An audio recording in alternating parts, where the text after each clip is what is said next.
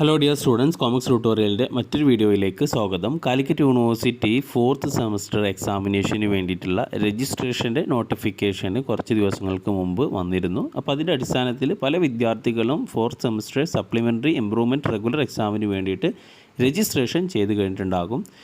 അപ്പോൾ 4th semester supplementary improvement regular എക്സാമിനേഷന് വേണ്ടിയിട്ടുള്ള രജിസ്ട്രേഷൻ്റെ ഡേറ്റ് കഴിഞ്ഞു. അതുപോലെ തന്നെ ഫൈനോട് കൂടിയിട്ട് രജിസ്റ്റർ ചെയ്യേണ്ട ഡേറ്റും ഇതിനോടകം കഴിഞ്ഞു.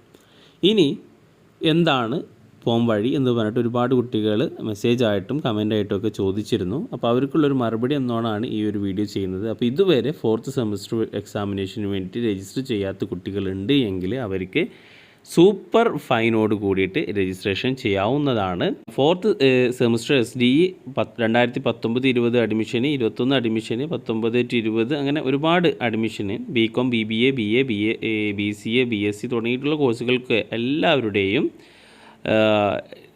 രജിസ്ട്രേഷൻ്റെ ടൈം കഴിഞ്ഞു, ഫൈനോട് കൂടിയിട്ടുള്ള ടൈമും കഴിഞ്ഞു.